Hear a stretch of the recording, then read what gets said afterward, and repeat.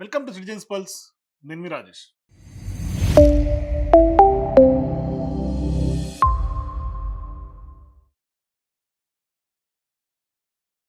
తెలంగాణ రాష్ట్ర రాజకీయాల్లో సీఎం రేవంత్ రెడ్డి వ్యవహరిస్తున్నటువంటి తీరు పట్ల, ఆయన చేస్తున్నటువంటి వ్యాఖ్యల మీద అతిపెద్ద చర్చ పొలిటికల్ సర్కిల్స్లో స్టార్ట్ అయింది. అంటే గడిచినటువంటి కాలంలో, అంటే ఆయన సీఎం అయిన తర్వాత ఆయన ప్రతిపక్షంలో మాట్లాడినటువంటి మాటలకి, అధికారంలోకి వచ్చినటువంటి మాటలకి పొంతన లేదు. ఇవాళ అధికారంలోకి వచ్చిన తర్వాత కూడా ఆయన స్టేజ్ల మీద, అనేక డాసుల మీద మాట్లాడుతున్నటువంటి మాటలకు, గ్రౌండ్ లెవెల్లో ఆ పార్టీ కానీ, ప్రభుత్వంలో ఉన్నటువంటి పెద్దలు కానీ చేస్తున్నటువంటి మాటలకు పొంతన లేదు. మరి ప్రభుత్వంలో ఉన్నటువంటి పెద్దలు చెప్పేది ఒకటి, చేసేది ఒకటిలాగా కనిపిస్తుంది. అయితే ఈ వ్యవహారం ఈ విధంగా ఉన్నటువంటి క్రమంలో ఇవాళ తాజాగా ఆయన చేసినటువంటి వ్యాఖ్యలు అతిపెద్ద చర్చకు దారితీసినాయి పొలిటికల్ సర్కిల్స్లో. ఏంటి ఆయన చేసినటువంటి వ్యాఖ్యలు అంటే, అసెంబ్లీ జరుగుతూ ఉంది కాబట్టి సిఎల్పి సమావేశం అంటే ఆ కాంగ్రెస్ పార్టీకి సంబంధించినటువంటి లెజిస్లేటివ్ పార్టీ మీటింగ్. ఆ యొక్క లెజిస్లేటివ్ పార్టీ మీటింగ్లో ఆయన ఎమ్మెల్యేలందరికీ, అంటే ఆ మీటింగ్‌లో ఆ పార్టీకి సంబంధించినటువంటి ఎమ్మెల్యేలు ఉంటారు, మంత్రులు ఉంటారు, ఎమ్మెల్సీలు ఉంటారు. ఇట్లా కాంగ్రెస్ పార్టీకి సంబంధించినటువంటి ప్రజాప్రతినిధులందరూ ఉంటారు. వాళ్ళను ఉద్దేశిస్తా మీరు ఏది పడితే అది మాట్లాడొద్దు అని సీఎం రేవంత్ రెడ్డి గారు తాజాగా వ్యాఖ్యలు చేసినట్టుగా తెలుస్తా ఉంది. మరి అందరితో ఆగిపోకుండా మీ వ్యవహార శైలి ఆధారితంగా వచ్చే ఎన్నికల్లో మీకు బీఫార్మ్స్ ఇస్తాం. అంటే ఇప్పుడు నెపం మొత్తం ఎమ్మెల్యేల పైన వేస్తున్నట్టు కనిపిస్తుంది ఒకటి. రెండో అంశం, ఇక గత ప్రభుత్వ వైఫల్యాల మీద చర్చ అనవసరం, టైం అయిపోయింది. ఇవాళ టైం అయిపోయింది అని వీళ్ళు బ్యాక్ స్టెప్ వేస్తున్నారా? రేవంత్ రెడ్డి గారు ఒక అడుగు వెనక్కేసారా? లేదంటే నిజంగానే ఆయన మాటల ద్వారా, వ్యాఖ్యల ద్వారా రేవంత్ రెడ్డి గారు మారిపోయారని మనం అనుకోవాలా? లేదు ఇదంతా డ్రామానా, నాటకమా, రాజకీయంగా అనేది ఒక అంశం. ఎందుకంటే గడిచినటువంటి కాలంలో అనవసరంగా ప్రతి డయాస్ మీద ఏ వేదిక దొరికినా ప్రధానంగా బీఆర్ఎస్ పార్టీని, కేసీఆర్ గారిని, కేటీఆర్ గారిని, లేదంటే హరీష్ రావు గారిని, ప్రతిపక్ష పార్టీలని అనేక సందర్భాల్లో నోటికి వచ్చినట్టుగా మాట్లాడింది ఎవరు అంటే సీఎం రేవంత్ రెడ్డి గారు. ఆయన భాష మీద కూడా అనేక సందర్భాల్లో విమర్శలు వచ్చినాయి.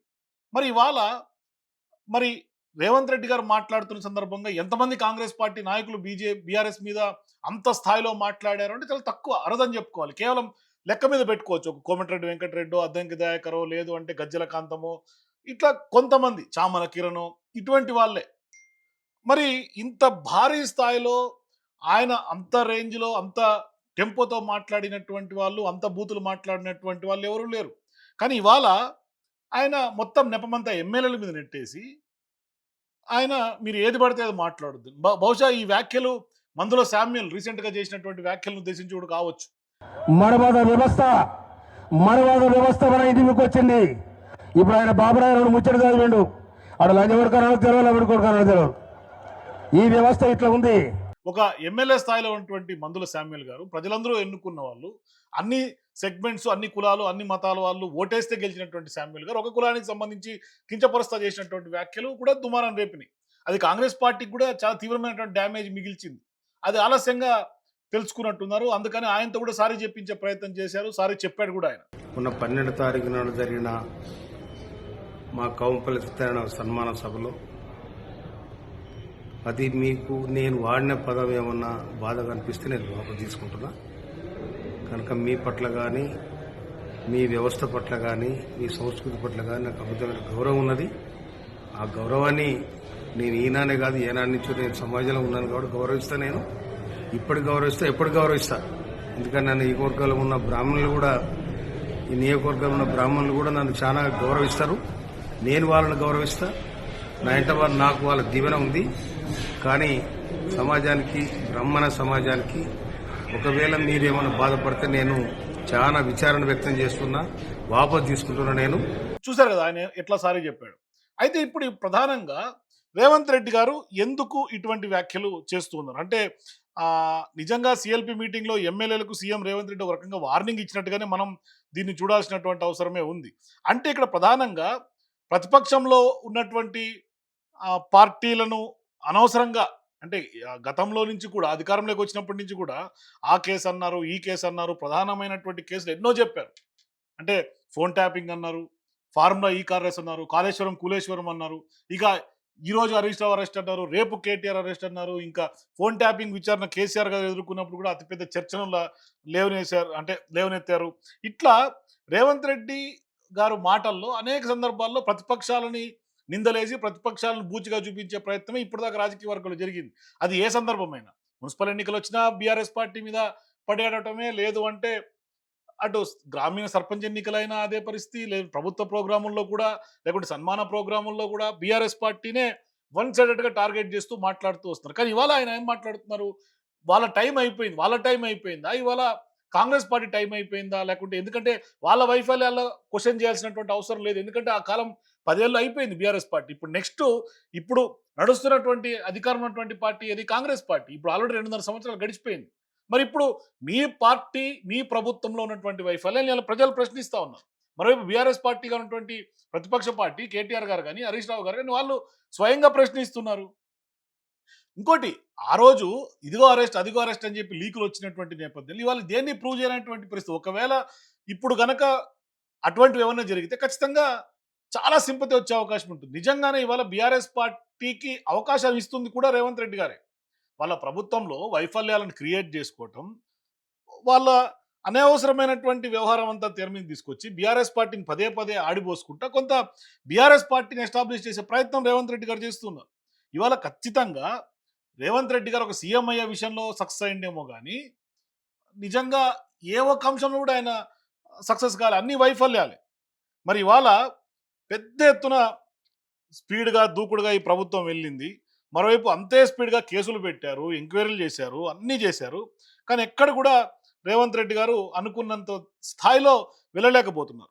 అంటే వ్యతిరేకత కూడా చాలా సీరియస్‌గానే వచ్చింది. ఒకవైపు కాళేశ్వరం మీద కమిషన్ వేశారు. దాన్ని కూడా స్వాగతించింది బీఆర్ఎస్ పార్టీ. ఫార్ములా ఈ కార్ రేస్‌ని స్వాగతించారు. అట్లాగే అసెంబ్లీలో జరిగినటువంటి పవర్ పాయింట్‌కి సంబంధించి అంటే పవర్ పర్చేజ్ అగ్రీమెంట్‌ల మీద కూడా వాళ్ళు దాన్ని పెద్ద ఎత్తున స్వాగతించారు. కానీ ఏది కూడా ప్రూవ్ అవ్వలే ఇప్పటిదాకా. అది ఫోన్ ట్యాపింగ్ అయినా, లేదంటే కాళేశ్వరం అయినా, లేదంటే ఇంకోటైనా, మరోటైనా కేవలం చేతలకే ఉన్నాయి. అందుకని ఇక వాళ్ళతో పెట్టుకోవద్దని ఏమైనా డిసైడ్ అయ్యారా? లేకుంటే రేవంత్ రెడ్డి గారు మారిపోయారా? ఇవన్నీ కూడా కనిపిస్తుంది. ఒకవేళ అరెస్ట్ గనుక ఇప్పుడు జరిగితే వాళ్ళు చెప్పినట్టుగా ఇవాళ సింపతి వార్ వన్ సైడ్ అయ్యే అవకాశం ఉంటుంది. మొత్తం one side sympathy BRS party create అవుతుంది. అందుకని ఇవాళ రేవంత్ రెడ్డి గారు జనాల్లో ఇప్పుడు పలచబడిపోతున్నారు. అందుకని అది గుర్తించినటువంటి రేవంత్ రెడ్డి గారు మారిపోయారని స్టేట్మెంట్స్ చేస్తున్నారు. మొన్న నేను మారిపోయినా, నాకేమైనా కక్ష అని మాట్లాడుతున్నారు ప్రజలంటే.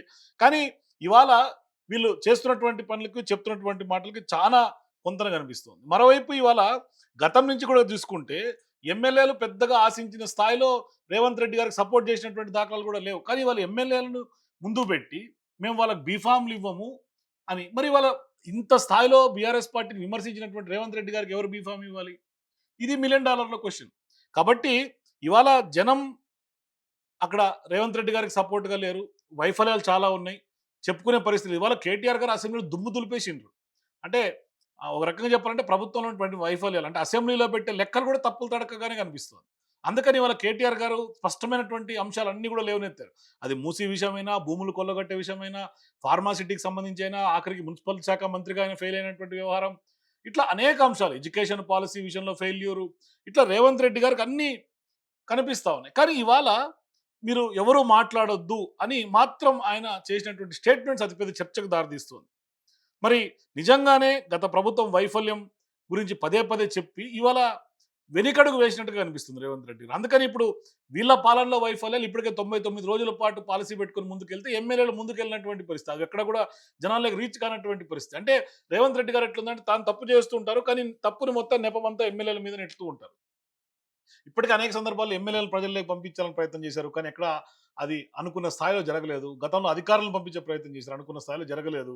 మరి ఇట్లా ప్రభుత్వంలో ఉండి కూడా ఇవాళ వైఫల్యాలు ప్రజలు ఎత్తి చూపుతా ఉంటే అనేక వ్యవహారాలు తెర మీదకి వస్తా ఉన్నాయి. చాలా వరకు ఇవాళ ఎన్ని అంశాలు ఇవాళ రేవంత్ రెడ్డి గారు ఫెయిల్యూర్స్, రైతు భరోసా విషయం తీసుకుంటే ఇట్లా చెప్పుకుంటూ పోతే చాలా వరకు రైతుల విషయంలో కానీ, ఐటీ సెక్టార్‌లో కానీ, ఎడ్యుకేషన్ సెక్టార్‌లో కానీ, ఇండస్ట్రీస్ సెక్టార్‌లో గాని, ఆఖరికి ఐటీ ఉద్యోగాలు కూడా 7,000 ఉద్యోగాలు ఇవాళ లెక్క తప్పులు చెప్పినటువంటి పరిస్థితి. బయట చెప్పినటువంటి మాటకి, అసెంబ్లీ చెప్పినటువంటి మాటకి కూడా పొంతన లేదు.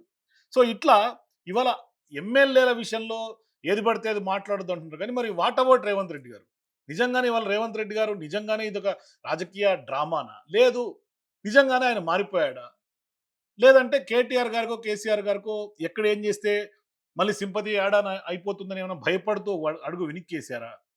మరి ఎందుకు ఆయన ఇవాళ ప్రతిపక్షం మీద మాట్లాడొద్దు అంటున్నాడు, ఎమ్మెల్యేలకు ఎందుకు అటువంటి సంకేతాలు ఇచ్చారనేది మీరు కూడా మీ అభిప్రాయాల కింద కామెంట్స్ తెలియజేయండి. For more videos please watch citizens pulse.